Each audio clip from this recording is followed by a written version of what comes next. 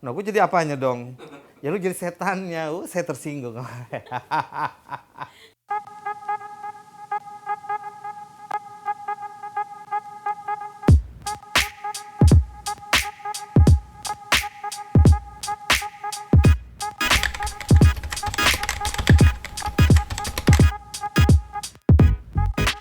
Awalnya itu saya sebenarnya gini ya, bakat seni itu dari lahir ya, dari kecil.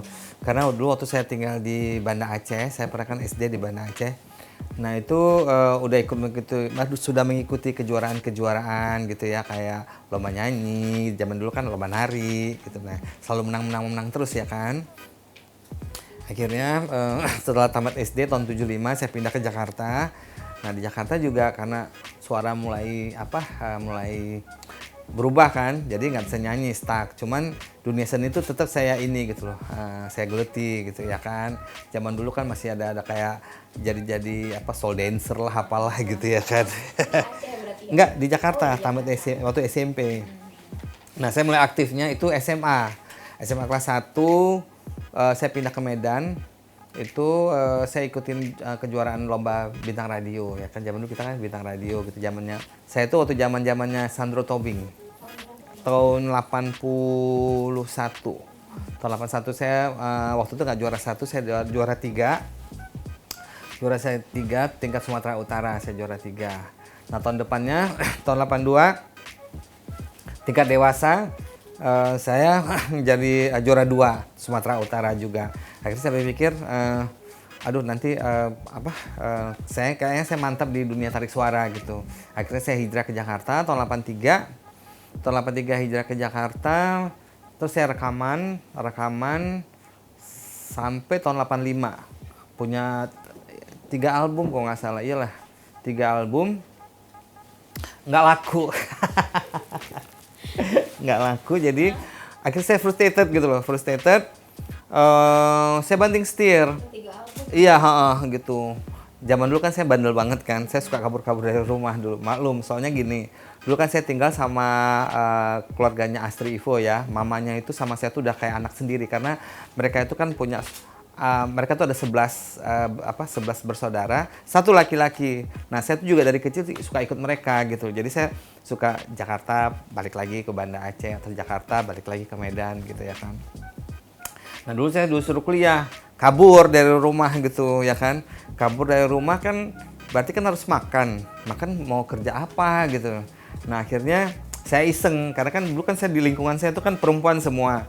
Saya suka ngelihat mereka ngerias apa gitu. Kalau lihat Astri syuting kan saya suka ikut gitu ya, suka ngeliatin mereka dandar. Karena saya punya bakat melukis gitu, akhirnya saya coba-coba ngelamar ke salon. Ditanya dong, kamu bisanya apa? Nggak bisa apa-apa gitu ya kan. Akhirnya saya mulai dari nol banget, dari mulai cuci rambut. Pokoknya saya tuh lakonnya tuh betul-betul dari nol ya. Jadi lucunya gini, orang kan kabur dari rumah tuh kan pengen seneng. Kalau saya pengen tahu tuh hidup susah kayak apa sih gitu. Karena jujur aja, saya dari kecil itu nggak pernah ngerasain susah gitu loh. Maksudnya ya walaupun bukan orang kaya saya, tapi maksudnya hidup tuh penuh manjaan, penuh disayang, penuh cinta, penuh kasih gitu. Jadi saya pengen tahu hidup susah tuh kayak apa sih gitu ya kan. Makanya saya kabur dari rumahnya mamanya Astri, rumahnya Mami Ivo. Saya pengen Mami Ivo ya. Nah saya kabur dari rumah, saya pengen tahu hidup susah tuh kayak apa. Soalnya gini, saya kalau setiap bulan itu tinggal gini aja nih. Nah pada ngasih semuanya tuh. Sempet saya nyuci mandi di masjid gitu. Iya, karena di kontrakan saya tuh pas nggak ada air kan. Nah saya tuh dekat masjid itu tetanggaan gitu kan, ya udah mandi nyuci di masjidnya sekalian gitu ya kan. Pokoknya seru ya. Akhirnya saya memantapkan diri, saya menjadi penata rias. Nah uang gaji itu saya tabung gitu ya, saya mulai sekolah di sekolah kecantikan rambut dan wajah gitu ya, di salah satu sekolah terkenal lah gitu. Nah alhamdulillah setelah saya tekunin mulai tuh riasan saya udah mulai dipakai untuk iklan, buat kalender, buat cover majalah gitu ya. Dan hampir rata-rata semua artis itu saya tanganin. Misalnya kayak Dorce, kayak Endang Estorina ya zaman itu ya, Mbak Emil, Yuni Syara gitu. Nah, jadi pada suatu hari salah gunting rambut, kesel, akhirnya saya botakin gitu loh. Oh, salah gunting rambut sendiri. Iya, jadi saya gunting rambut nggak di salon, gunting rambutnya di salon, gitu saya gunting rambut salah gunting terus kesel kan, somplak-somplak gitu. Akhirnya saya botakin aja sekalian. Nah besokannya tuh saya harus dandanin Yuni Syara waktu itu. Saya harus dandanin Yuni Syara, nah tiba-tiba ada datang produser gitu loh. Datang produser, mau main sinetron nggak katanya. Saya mikir, ini orang apaan sih gitu ya. Enggak, saya bilang. Artis waktu itu. Iya, saya makeup artist. Jadi enggak saya bilang nggak bisa gitu. Karena memang saya tidak ada bakat sedikit pun di dalam dunia acting gitu ya. Apalagi kan saya dulu kalau ngomong tuh agak gagap sampai sekarang masih gitu ya. Jadi enggak lah saya bilang gitu. Ayo dong coba. Nggak bisa Pak gitu. Sekali, terus 2 kali. Nah, terus 3 kalinya waktu itu saya lagi dandan Mbak Emilia Contessa waktu itu di puncak saya ingat banget tuh. Ketemu lagi tuh Bapak.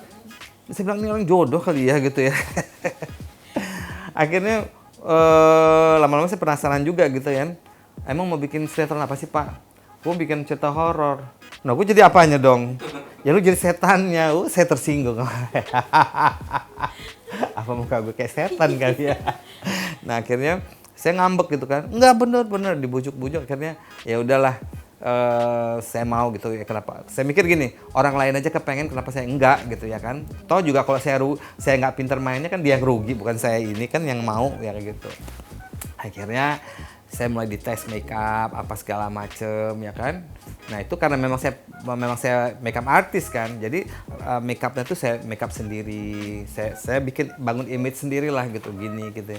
Ya alhamdulillah ternyata gini nggak sebelumnya ketika syuting pertama itu saya kapok gitu maksudnya gini karena saya dibayar dikit banget kan. 3 episode dibayarnya cuma 750.000 waktu itu. Saya mikir, aduh, iya. Sementara saya kok sekali ngerias orang itu pengantin zaman itu ya, udah 500.000 ya kan, sekali nyoret muka orang. Jadi nggak mau lagi main film kayak gitu. Kapan mau kayaknya gitu ya kan. Nah jadi dari selesai syuting sampai masa penayangan itu 7 bulan.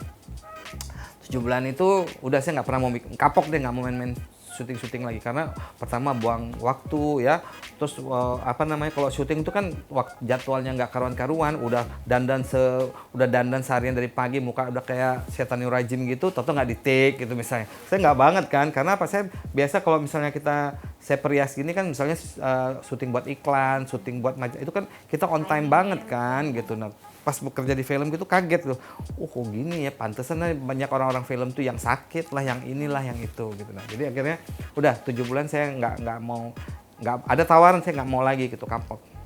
Nah begitu ditayangin itu saya pas lagi di mana tuh? Lagi di Medan. Saya waktu itu lagi Syuting itu belum tayang ya? belum 7 bulan.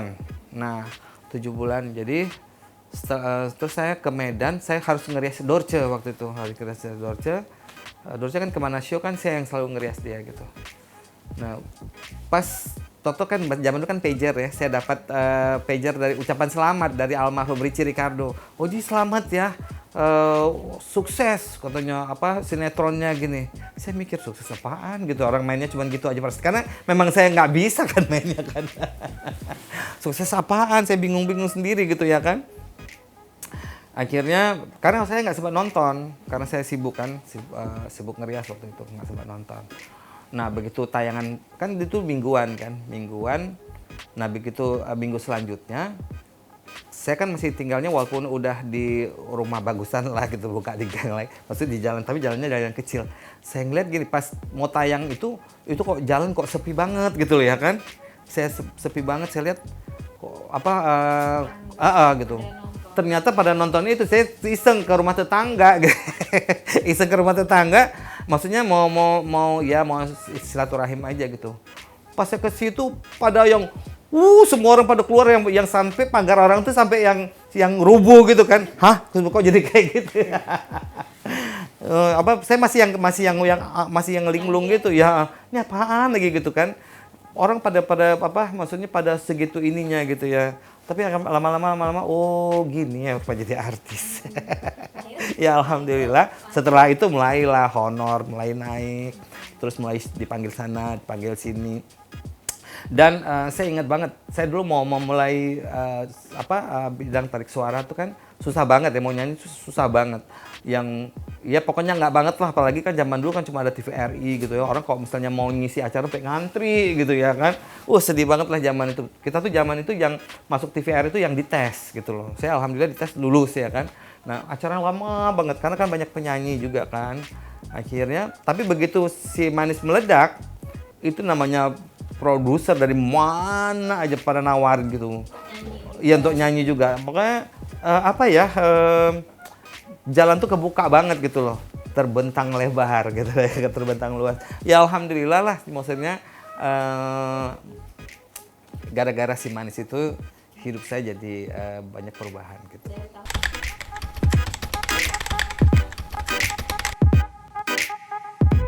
Banyak cita-cita konyol gitu kan, apalagi misalnya kayak aku sholat Jumat zaman dulu lagi ininya kan, tuh anak kecil tuh kalau lihat aku tuh yang tiba-tiba bayangin kita lagi kusuk sholat tiba-tiba dia jerit-jerit nangis.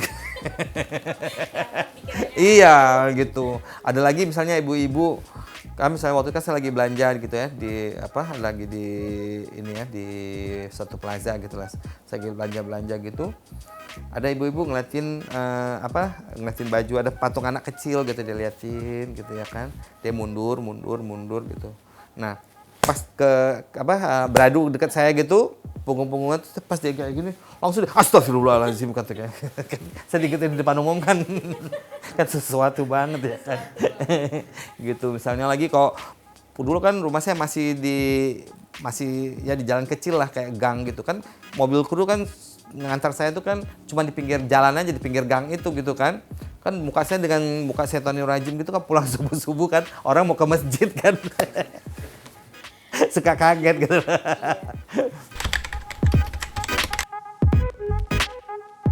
Kalau misalnya saya menjadi makeup artist, berarti saya ini kan tenaga saya yang maksudnya gini, saya harus meladeni orang. Ketika saya jadi artis, saya diladenin.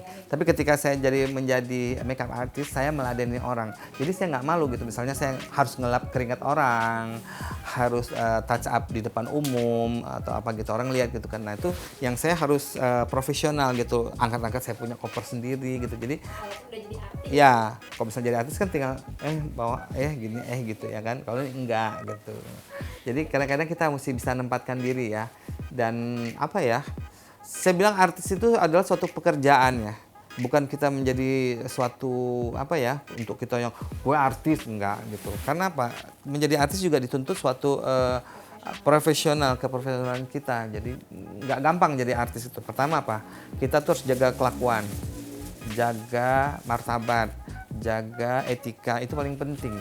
Karena apa? Apalagi sekarang anak-anak sekarang kan banyak banget yang pintar-pintar, yang bagus-bagus ya kan. Jadi kan kompetitor kan semakin banyak. Jadi kita harus pandai-pandai mensiasati, harus pandai-pandai memiliki cara bagaimana kita selalu ada gitu loh. Nah ya alhamdulillah saya sampai hari ini gitu masih, walaupun tidak seramai kayak dulu gitu, tapi ya adalah.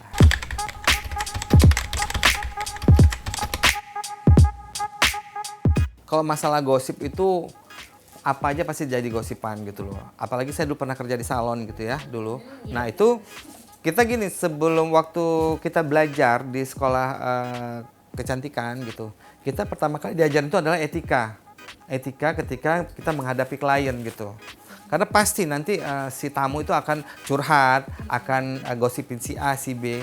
Kita hanya dengerin, tapi nggak boleh kasih saran. Nah, kita hanya dengerin aja. Udah, saya juga orang gitu. Jadi sampai detik ini kebiasaan saya, kalau orang menggosipi siapa gitu, saya hanya dengerin. Udah, itu jadi masuk keluar kuping kiri, masuk keluar kuping kanan gitu. Udah, gitu aja, nggak maksudnya. Enggak, saya nggak mau terlibat, nggak mau terikut kepikiran kita. Karena gini, ketika orang mulai curhat gitu, kita kan kebawa kita punya ini kan, jadi kita harus, itu saya nggak mau gitu, karena itu bukan urusan saya. Jadi saya kalau segala sesuatu yang bukan urusan saya juga nggak mau terlalu ikut lebih dalam gitu ya.